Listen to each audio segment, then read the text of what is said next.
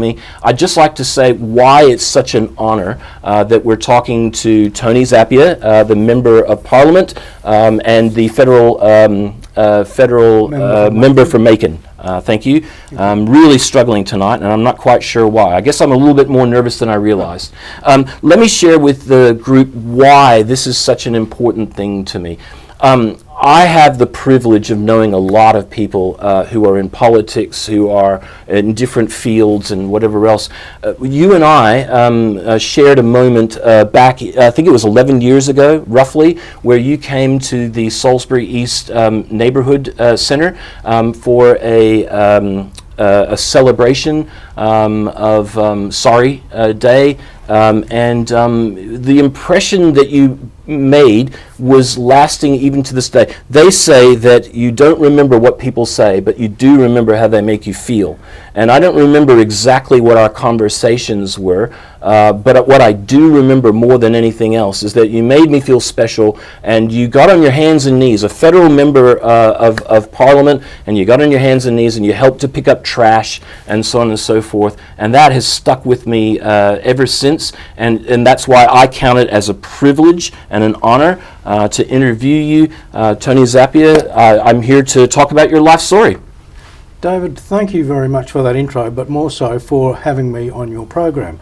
And to your viewers or listeners, whatever the case may be, thank you for tuning into this program, because you know, we quite often in the media just get fed what the media moguls want us to hear about.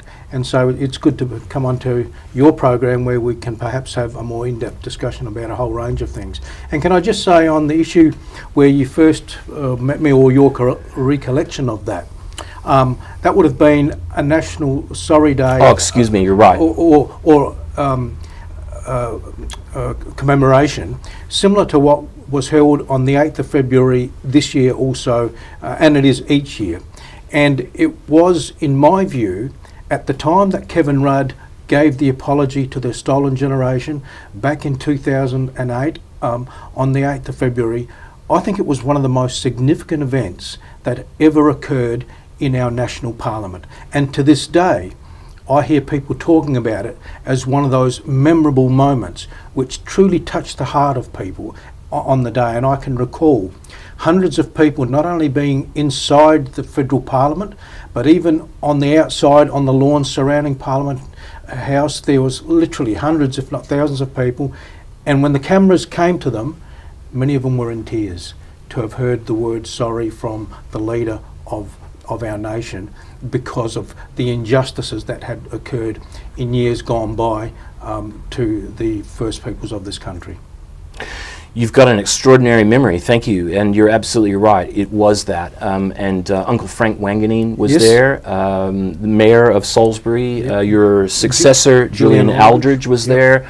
It was, and we had a lot of Ghana elders that were there as well, and it was just an extraordinary day. But what impressed me, like I said, more than anything else, was all of these other dignitaries. You know, they went off and they had all of the food that we had and the drinks that we had, but I don't remember any other dignitaries stooping down, getting down on their hands and knees and picking up trash and helping to clean up the way that you did. And that's why I count it as an honor. And please, I do understand what you're saying, that the bigger picture was that the government acknowledged the wrongs that were committed against our indigenous population, our First Nations people, and I agree with you 100%. That is very significant, and that was the key thing that we were there to do. But yeah, like I said, it just made a huge impression. Well, David, I guess it might be part of my upbringing, but it would be fair to say that even though throughout my life I've done a lot of things and I've managed to get myself into the federal parliament, which was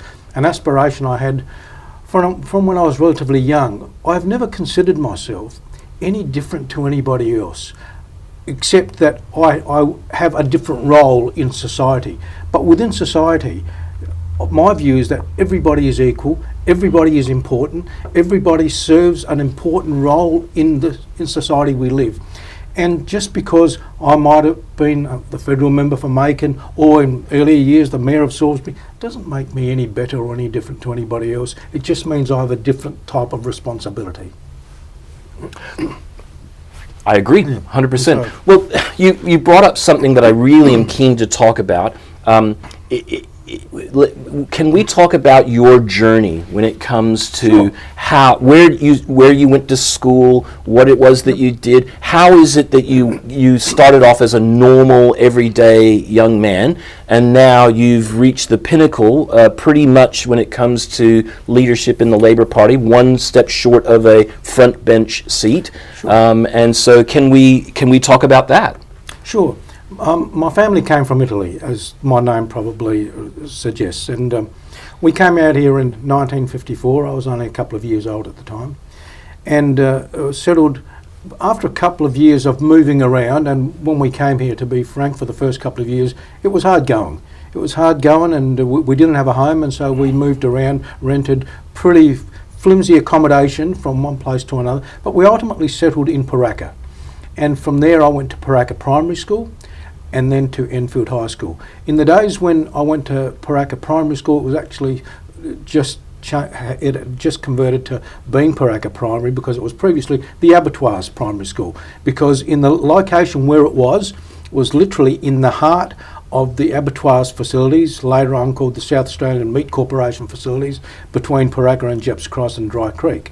And that industry at that time, I believe, was the single biggest employer in South Australia, with an employment of around 5,000 people, and it was a massive industry for the local area and the state. My parents settled there. My father ended up getting a job at the South Australian Meat Corporation as well, and that was where I grew up, and frankly that is still where I live, on the same property that my dad and mum bought when they settled there. That must be pretty incredible for your kids. I understand you have children? I do. I have children, and I now have grandchildren. And my children still all live in that Paraka region as well. In fact, two of my children live in the same street as I do. And so it's been, you might say, the home place to myself, my children, and now some of my grandchildren. So, and you know, can I say, in the early days, and this is another interesting observation, because we were an abattoirs town or a meatworks town, there was, I guess, a bit of a connotation attached to that, and we would be ridiculed because of where we lived, etc.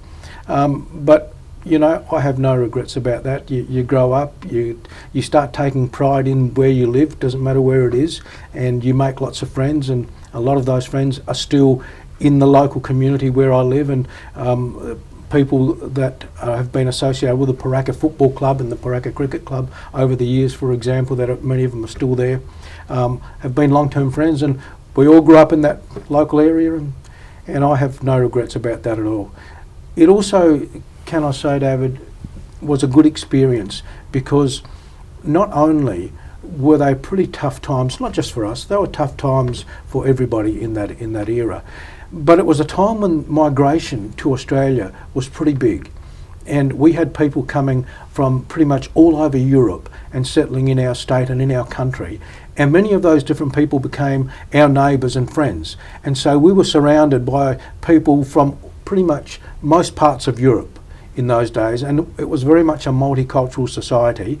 And for all of us, the difficulties of adjusting to a new homeland wasn't easy. For me as a 2-year-old it was, but for my parents, for example, learning the language, learning the culture and all the rest of it, it wasn't so easy. But that also teaches you how to interact with people. It teaches you how to get on in the community, and it also, you develop a huge understanding and respect for others who you know are having similar journeys. So do I understand you to say that when you first came to Australia, English was not your native tongue? Not for my parents, and for me, who I was raised in my parents' home, and I learnt to speak Italian. It wasn't until I went to school that I started to learn to speak English as well. But I started, you know, from grade 1 in those days, and to me, English became my natural language. But for my parents, they had to slowly learn, and you know, it's not easy, and particularly given that they had already come out from Italy, as young people during the war years, when their own education back in Italy was very, very limited. My father was somewhat lucky that his stepfather was actually a very well-educated man. He himself was a teacher by profession who had migrated to the USA and then went back to Italy, and so he home taught. Going to school was not a priority for the kids back there in the pre and post-war era. You speak very, very highly of your father. Your eyes lit up, your face lit up when you mention his name. I find that a lot of people, I certainly, have been shaped by our fathers, and particularly dads and moms. Tell me a little bit about your dad. My dad was someone that grew up without a father of his own for most of his life until his mother remarried and there was the stepfather came into their lives. But through the stepfather, my father became someone that took a strong interest in politics from back in Italy. And so when he came to Australia, he brought that interest in politics with him. And as a result of that, he soon befriended some of the political leaders here in South Australia. People like Clyde Cameron, who was very well known in the Labor movement, people like Jim Kavanagh, who I ended up working for many years later, who was a senator, and our local member of State Parliament, Reg Groth, at the time. And they all became family friends, and there were others, but they all became family friends. And through my father's interest in politics, I guess that opened the doorway to the connections I made within the Labor Party, became a member of the Labor Party, and ultimately ended up being in politics myself. What about Mom? What was Mom's background? Mum spent most of her time, she worked in a factory when she first came out here from Italy, but she spent most of her time in subsequent years looking after the household and helping out with the piece of land that we had, because my father bought a couple of acres of land and he also grew vegetables for the produce market as a sideline to his factory work that he was doing at the time. And so she would help out looking after us, the children, looking after the household, and also helping out on with the farming that we were doing. And so she never, her focus was on making sure the family was supported in every way it could be. And again, my mum, I have to say, was a wonderful lady. And I look at all mums, and I think there'd be few people that wouldn't say the same about their mum. Mums tend to be mums, and no one cares for you much more than your mother ever does. And that showed through my own mother. She was actually also someone who, over the years, and you come to appreciate this later on in life, was a person who gave a lot of good advice over the years as to what directions in life, values that will shape who you are as a person. A lot of that came from my mother. I certainly have had a similar experience. I remember when my dad passed away, I was devastated, but there was no bigger impact than when my mother passed away. And let me give you a couple of examples. I got into the habit of going and seeing Mom if something good happened or if something bad happened. I just wouldn't even think about it. I'd just go. And there were quite a few times where I pulled over on the side of the road because I realized that what I had been doing subconsciously was going to see Mom, and obviously she wasn't there anymore. And many times I caught myself ringing and thinking, why doesn't she? Oh. So I can certainly, relate to what you're saying. No, absolutely. And I think it'd be fair to say that hardly a day goes by that my parents don't come into my mind in one way or another. And look, they did so much for myself and my three brothers and my sister, and I'm eternally grateful for that. But it was their guidance that got perhaps all of us in my family to wherever we went to. And I think that it's easier for someone who's already familiar with the culture, the language, to perhaps set on a path. But when I think about not just my parents, but all of those migrants who came out here and continue to come out here, separate themselves from family members back home, go to a different country altogether, have to adjust. It must have been pretty tough, and it would have taken a lot of courage. And yet they all did it, and and I have to say, one of the things my mother always used to say was that she came out here to seek a better life for us children, as did my father, and she had no regrets about that, and never had any desire to go back to her homeland. She said, no, this is where I've settled, and this is a great country. It is a great country. People say that, we live in the best country in the world. My response to that is simply this, David.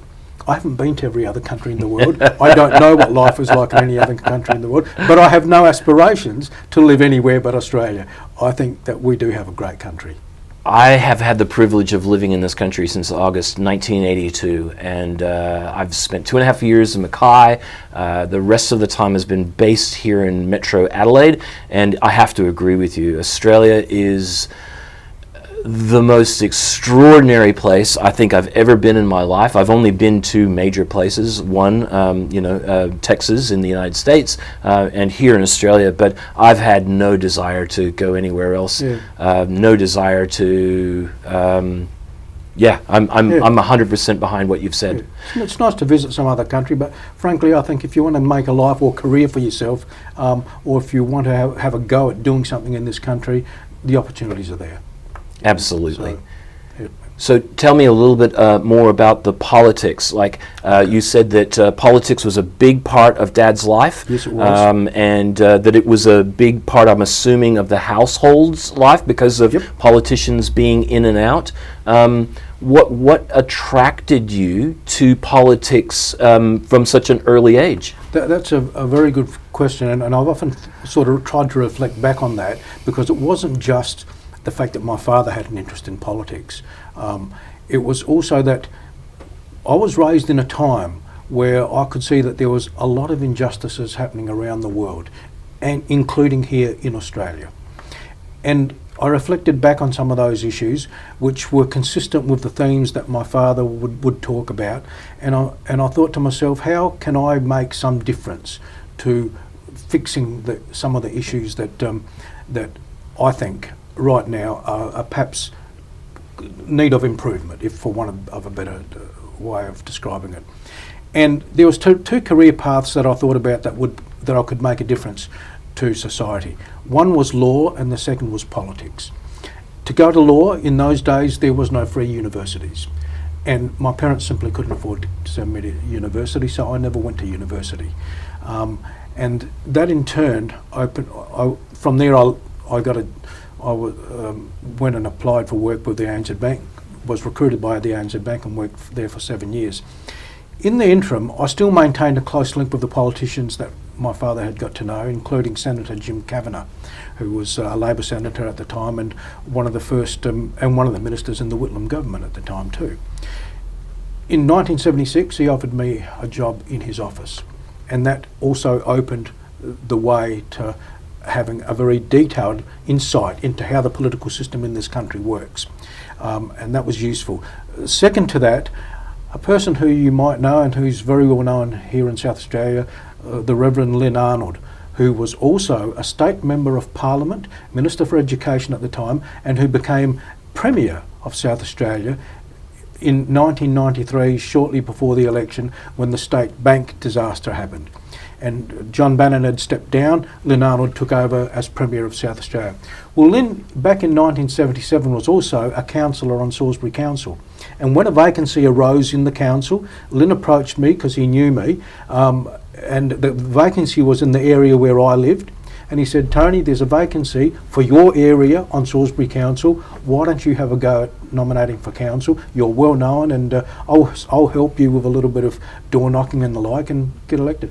I got elected, and the rest, I suppose, is history, because I stayed on council for 30 years after that. Never intending to, but I did, and I have no regrets about that either, because that also gave me a huge learning opportunity, not only in how public administration works, but on what is possible and what is not.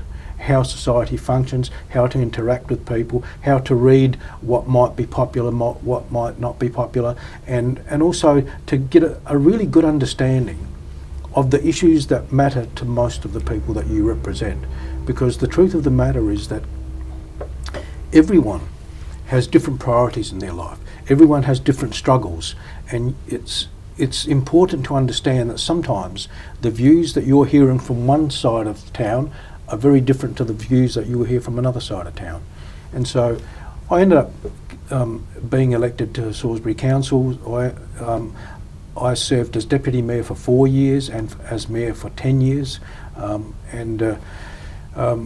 a result of that, I also learnt a lot, and again made stronger connections with the political system in the country. And so when an opportunity came up to stand for federal parliament, I took it. If I may, can we go back to the family household? I'm really intrigued about what was it that attracted you? It was if I've understood your first initial answer, it was the opportunity to help. Is Yes. that correct? Yes, yes.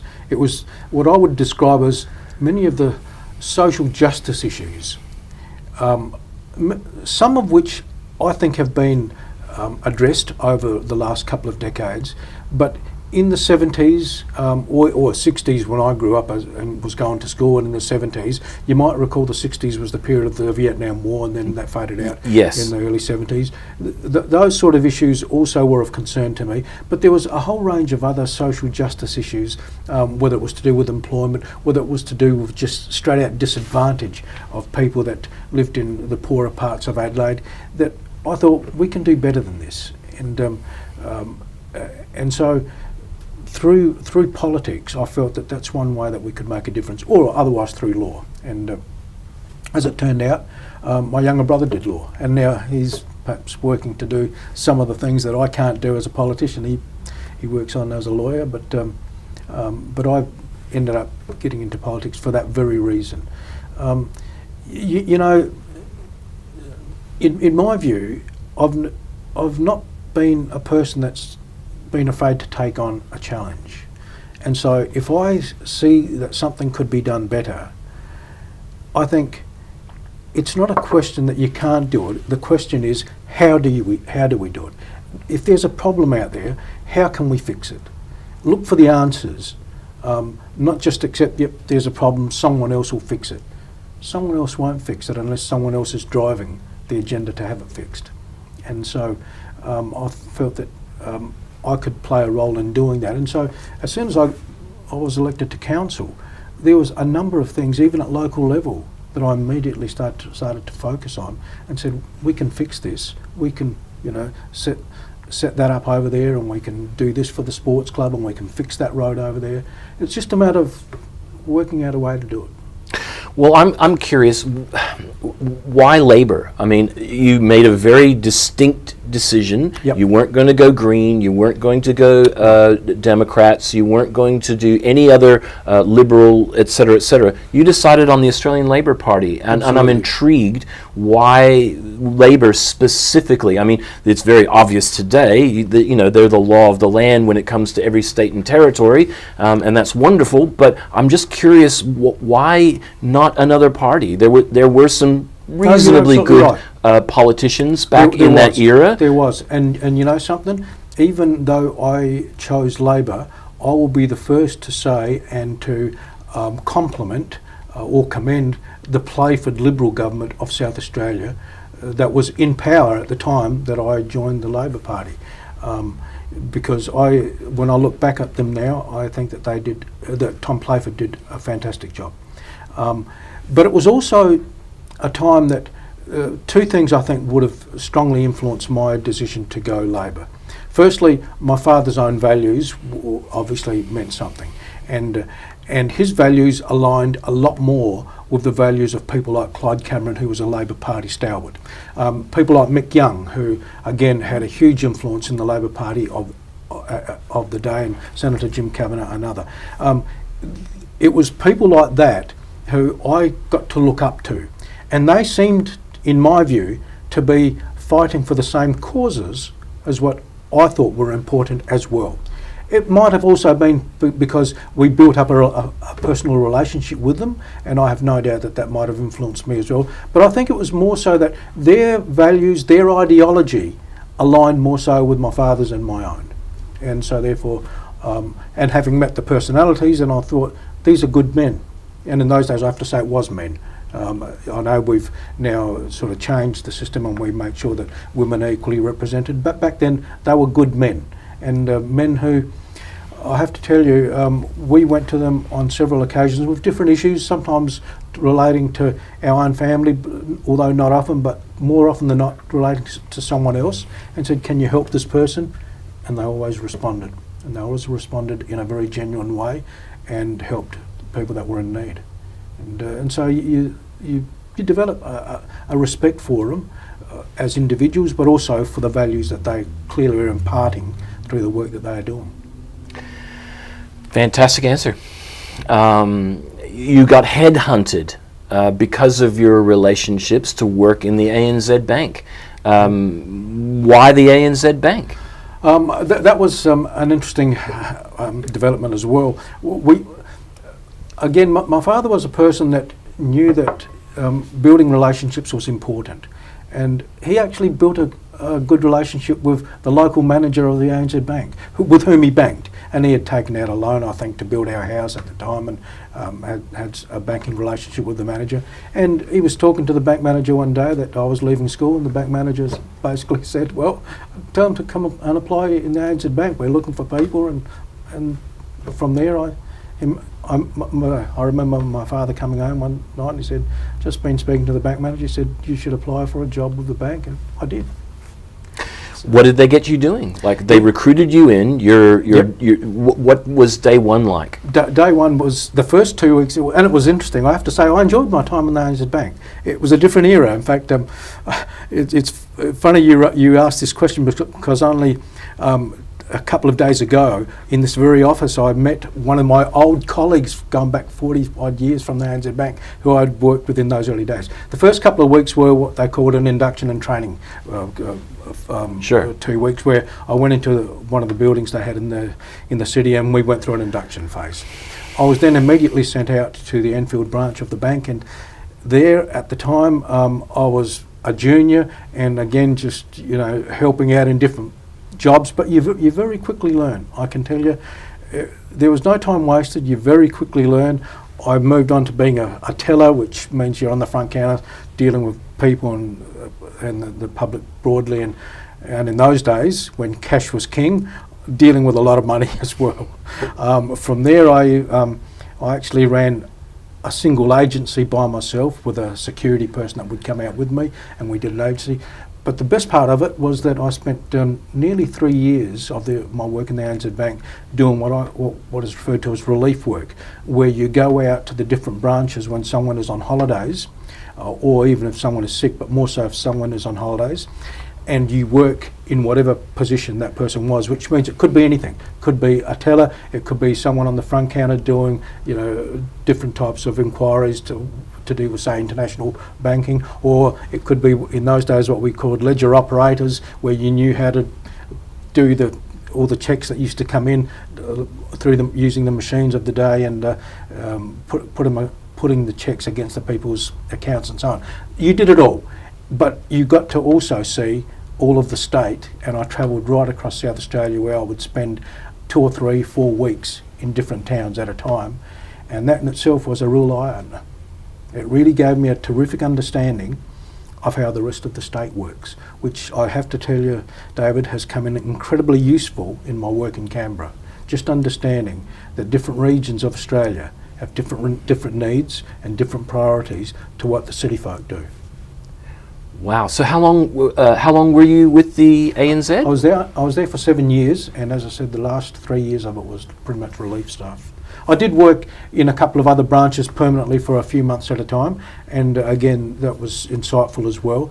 But because I moved around from so many branches and met so many different people, it really again gave me some grounding that few people would ever get, including the issue of security systems and the like, and banking in those days was quite different to what it is today. It really was. Did you ever feel like you got repetitive strain injury from counting millions of dollars each and week? It would have been, and it would have been. Yes, it used to be a bit like that at times, because in the late 60s, early 70s, there was no credit cards. It was all, in fact, the old bank card system came out as an innovation at the time, but it was cash. It was all cash. And you'd come in on Monday mornings when some of the big businesses and some of the big hotels had done their weekends takings, and we're talking about tens of thousands of dollars. Which was a lot more back then because of inflation than what it is today. Absolutely, it actually was. And at the end of the day, you would have to balance your cash to the last cent. Do I also remember correctly that checks were a big thing back then? Or was it like, what was it, 70, 30, 20, 80? Yeah, probably 70-30 would be, I reckon, a pretty good balance. Although the checks were often used for big corporate transactions. But for the individuals, just paying what I call petty cash type of accounts, it probably was 50-50. But big business would still use checks when they used to engage in major transactions. And managing the check system in those days was a big deal as well. Much different to what it would be today. So, again, interesting times. So, did I understand you correctly that you had said that you also got headhunted to go to Salisbury Council, which was your next part of the journey? Yeah, well, that's when Lynn Arnold talked me into standing for council, and that journey was also one that I have no regrets about at all. And I would say to anyone that's got an interest in what I call the community they live within, if they've got the time and the ability, because not everyone has, and I accept that, people have all sorts of obligations and responsibilities, serving on local government is a huge eye-opener. It wasn't until I served on local government that I really understood how local communities work. Sure, I'd been down to the Paraka Football Club and the local primary school and high school and so on, but it's only when you start to get involved in groups that you had never even heard of that you realise, wow, there's much more happening in and around us each and every day that you never ever hear of. And one of the things that you have an incredible appreciation of when you serve in that capacity is the number of volunteers and people who just quietly go about each and every day doing some good for someone or some people in the community with no recognition, no fanfare, but they are the soul of the community that keeps it ticking. Couldn't agree with you more. That's a very powerful statement that you just made. So you find yourself now in Salisbury Council. How long were you in Salisbury Council before you were offered to be Deputy Mayor? I was in council for 16 years before. Can I say my period on Salisbury Council was one of, you might say, continuous increments, and I honestly never intended to stay there for very long. I intended to use it to understand my community. Within a few years, and I mean a handful of years, one of the aldermen, because the council in those days used to have a seniority type system. There was councillors, there was aldermen, there was the deputy mayor, and then there was the mayor. One of the aldermen retired and there was a vacancy. So all my colleagues in the council said, well, an alderman being a person that represents the whole of the city rather than a particular section of it, which is what the councillors do. The colleagues on the council all said, you're the obvious person to take on the role of alderman, because it was considered a more senior type of role. None of us are going to nominate if you do, and we want you to, and they encouraged me to, and I took on the role of alderman. The same applied when the deputy mayor's position came up. They all turned and looked at me and said, look, you're the obvious person to be the deputy mayor. None of us will nominate. We want you to be deputy mayor. I said, fine, and I was happy to do so. And at the time, the mayor was David Plumridge, who was also the president of the Australian Local Government Association. And because of that, David wasn't at the council meetings all too often because he had to be interstate, serving the National Local Government Association. And so I actually assumed the role of mayor from when I was deputy mayor, because David was away for much of the time. And then when he retired, again, the obvious choice in the minds of my colleagues was that I should run for it. I did, and served for 10 years until I got elected to federal parliament. It sounds to me like what's happened in your career is that you have, through relationships, had your path laid out for you. Is that a semi-accurate description? Through relationships, it has certainly helped and made a huge difference to my journey through life. There's no doubt about that. But it's also fair to say that you have to put in the hard work yourself to earn the respect of the people around you, so that they in turn have the confidence in you to take on the leadership role that you are asked to take on. And so from my very early days on Salisbury Council, I took a stand on the issues that mattered, and I took a stand to the point where I have to say we had an incredibly competent council in those days, and I'm no disrespect to anyone who serves in local government today, but at the time that I joined local government, there were 20 members of that council, all of whom could have been the mayor, and all of them who would have made a terrific representative in state or federal parliament for us. They were people of an incredibly high calibre. Councillors, aldermen, mayors were not paid in those days at all. It was a voluntary role and was taken on by people who genuinely cared and who had a passion about the community they were involved in. And yet, from my very fairly early days, I was able to win the respect of all of these people, many of whom were older than myself, and start to drive through some of the agenda changes that I believed in and make the changes to the city that I felt strongly about. But I could only do that if I had the support of their support on the council. I won that support through the hard work that I put in at the time, doing my homework on issues and presenting the relevant arguments at the council meetings. Well, you've said something that really has piqued my interest. If I've understood you correctly, you said that it was a volunteer role at the time. Yes. There was no remuneration. No. May I ask, how did you feed your family while you were serving for such a long time on council? It was the case for all councillors at the time that there was no remuneration when I was first elected, and all of us treated council as something we did after hours. And so that makes sense. I was still working for Senator Jim Kavanagh when I was first elected, but the council meetings were inevitably held at night time, and sometimes at the weekend, but mainly at night times, and that's when we would have our meetings and make our decisions. Later on, a bit of remuneration slowly started to creep into the system, and so by the time I became mayor, there was an allowance paid to the mayor. But again, because I had a full-time job, and by that stage I was also running my own business, which I had kicked off with my brothers, I never took the full allowance in any case. I took what I thought was a reasonable bit of support for the time and effort and costs that I incurred as the mayor, but I never took the full allowance. My view was that I started off doing it as a voluntary basis, and I was happy to continue that. Yeah, that makes sense. In my research, I didn't see anything when it came to a small business with your brother. May I ask, do you feel comfortable talking about that?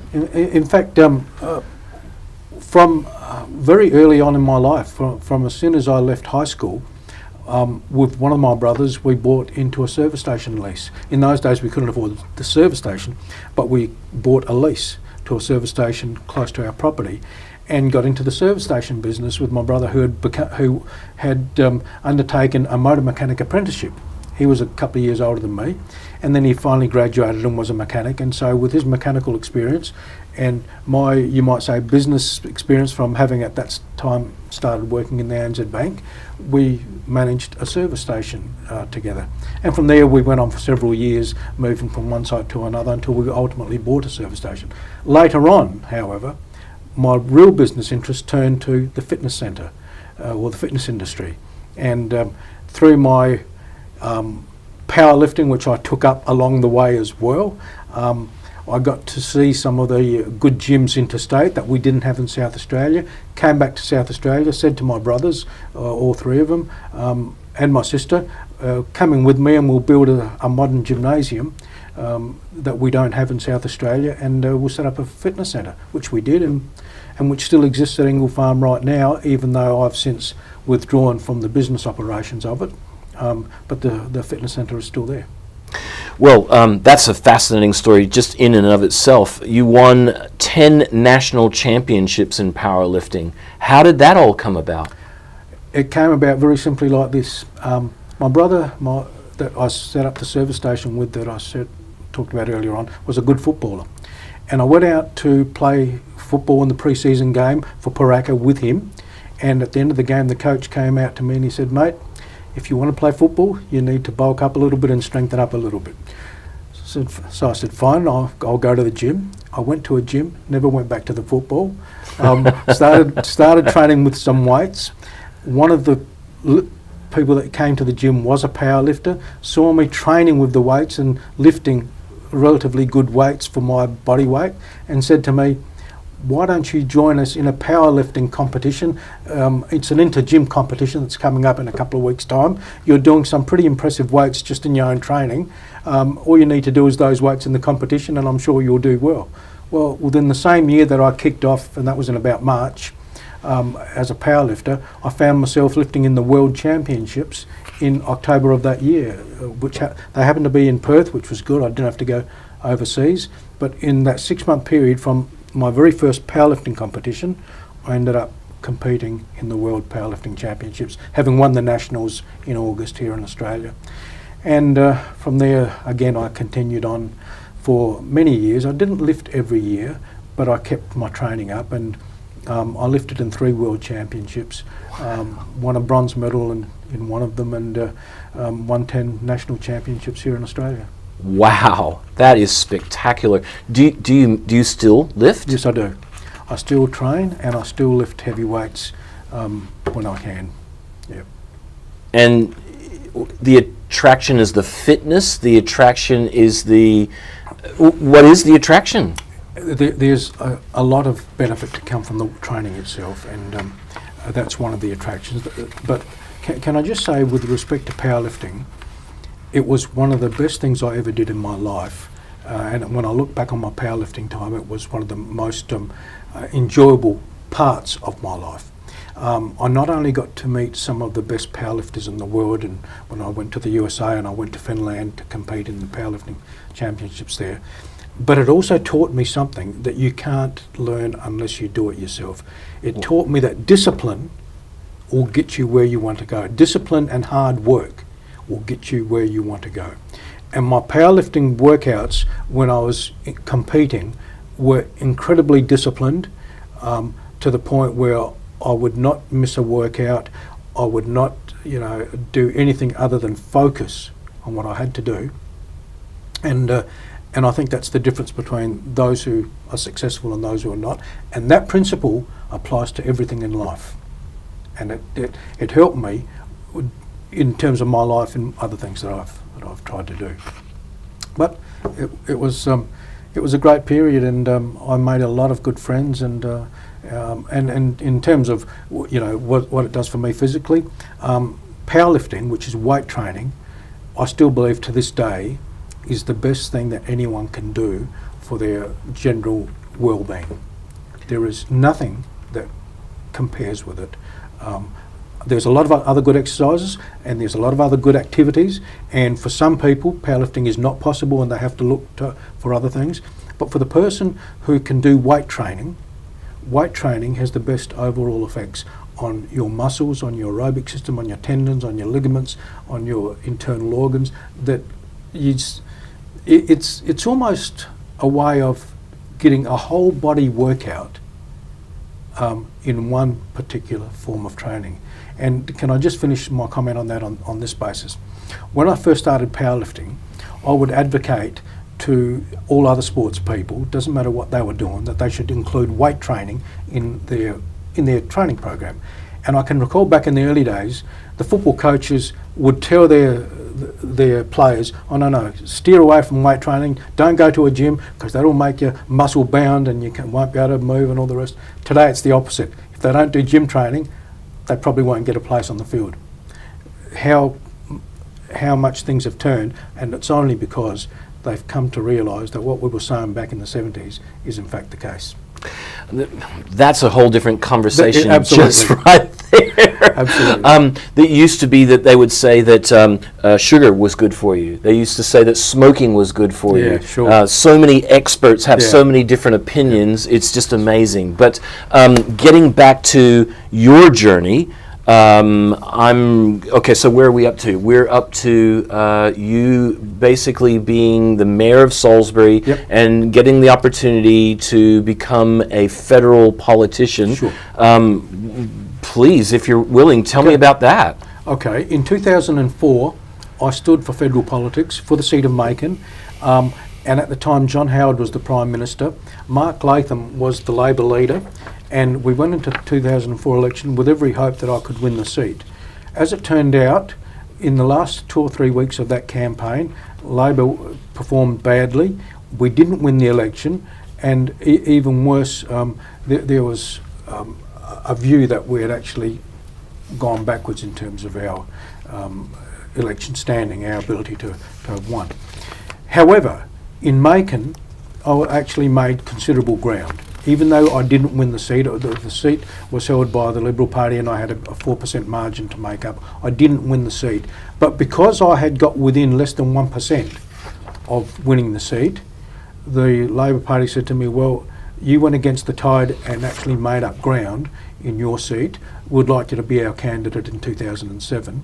And so when the 2007 election came around, again, I nominated. That was the year that Kevin Rudd ran the Labor Party as leader, and he not only won the election for the Labor Party, as when I say he won, it was the Kevin 07 campaign.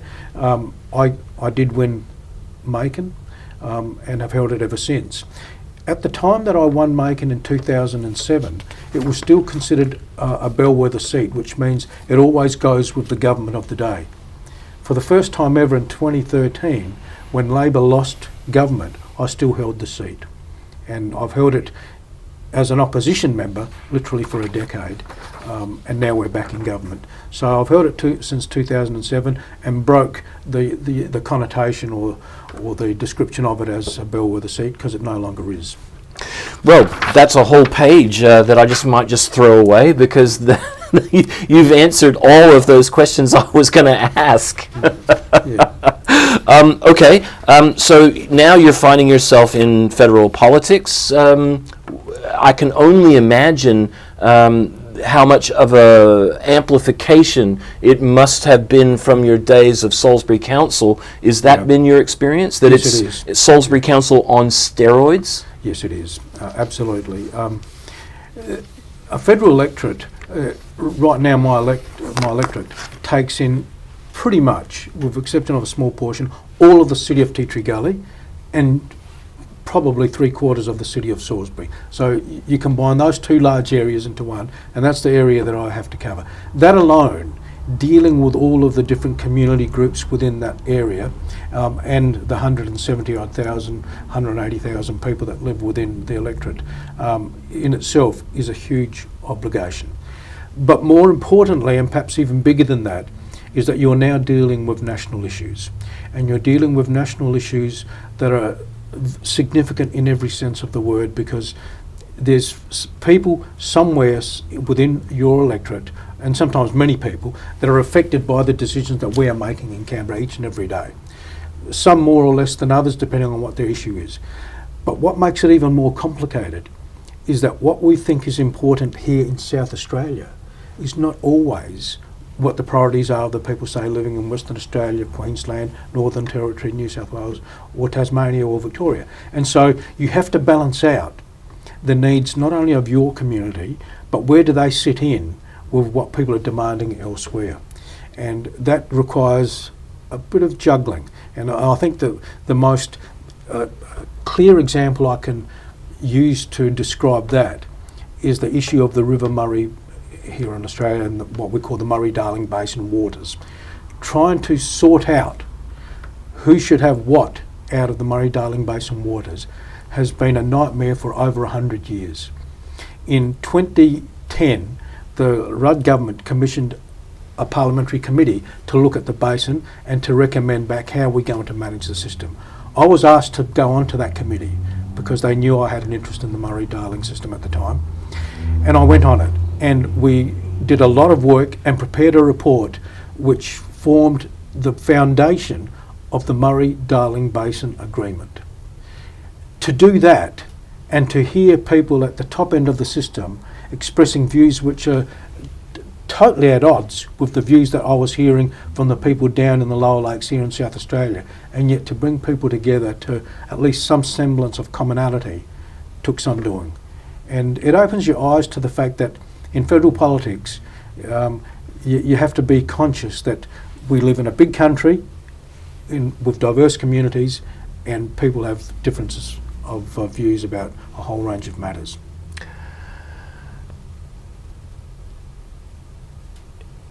I don't know any other way of asking this, so I'm just going to ask it straight out. Are you living the dream? Yeah, I am in the sense of this. Parliament has never become boring. In the time that I've been there, it's always been fascinating.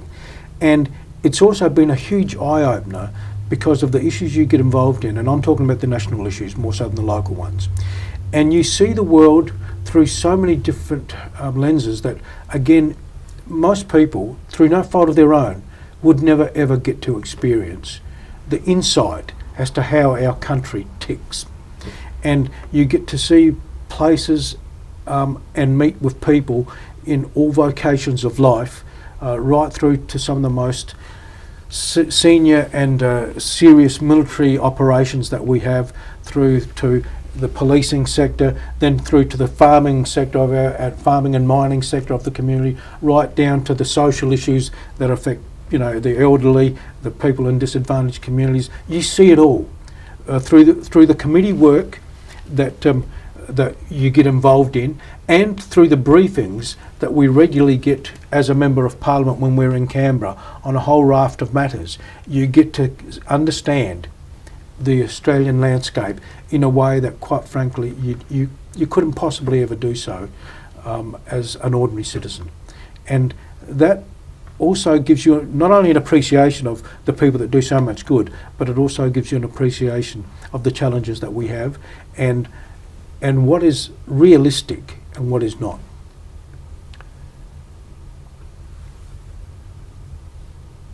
I have found in my short 55 years on this earth that there are often times where people misunderstand, miscommunicate, misinterpret what it is that you've said.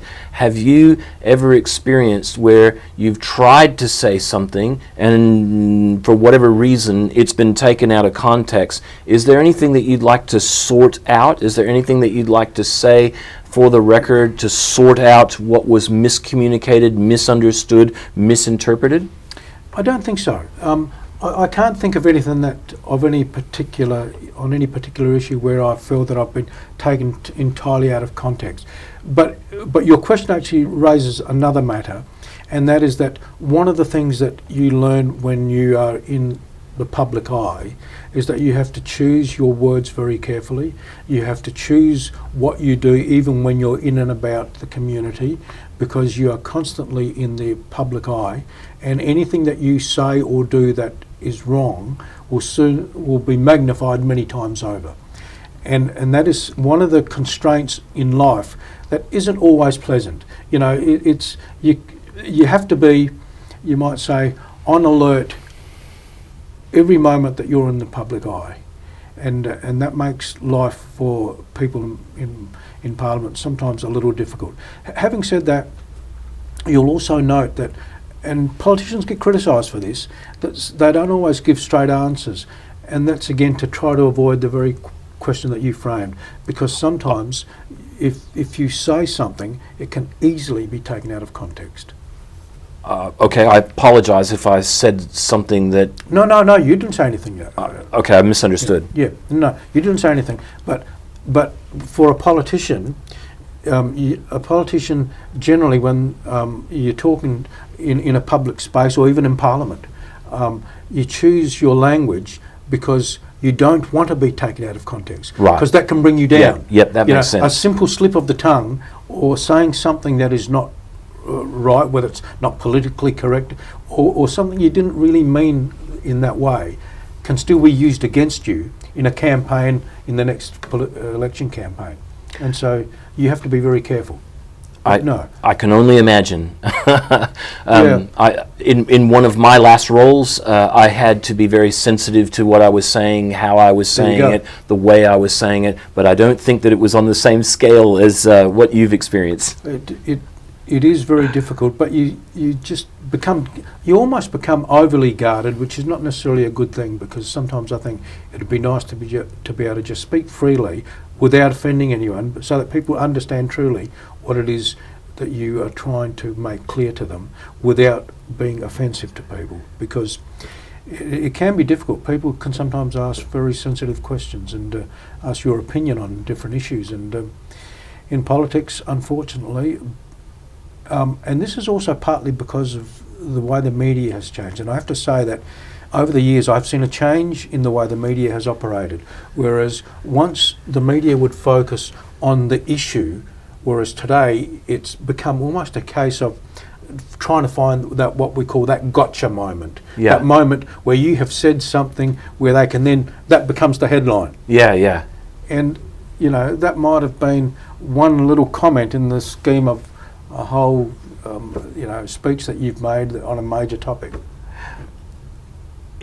We're right up against the edge of the time that was allotted. Originally, what I was hoping was to give viewers a chance to actually interact with you and say, you said this, can I ask a question about that? But I made a promise to you that we were only going to use an hour of your time, so we're going to have to wrap it up. Is there a way that people can get in contact with you and say, I saw your podcast, I'd like to ask you XYZ? David, not a problem. And I get that quite often too, by the way. People who just contact me with my views on matters, they can do one of two things. They can ring my office on 8265 3100, and even if I'm not here, just leave the question with my staff, whoever answers the phone, because I've got some terrific people that work in this office, and they'll pass the question on, or they can email me at makin@aph.gov.au. makin@aph.gov.au, and I'll gladly respond if anyone's got a question. This has been one of the most exhilarating hours that I've ever spent. I really appreciate and value your time. I'm so grateful that you said yes when I said, could you do this? I'd just like to thank you so much for the last hour of your time. Ladies and gentlemen, boys and girls, Tony ZAPPIA, Member for Parliament. I'm sorry that we didn't get more in depth. Perhaps maybe one day you'd consent to doing another one of these. And we might make it on a particular topic, maybe some of the committee work that I've been associated with or something like that, and I'll be happy to do so. But David, it's been a pleasure. Good luck to yourself with all of the podcasts. I note that you're going to be interviewing some very fascinating people, so I'm sure that for your viewers, they should tune in and listen in, because I've got to tell you, some of the people that I've got no doubt you will be talking to will be just as interesting to listen to as perhaps my own story. I could easily go for another hour, but I'm going to honor your time by cutting it there and saying thank you so much for your time, and we're going to cut it off there, and I will very much look forward to seeing you all again next week right here on the program.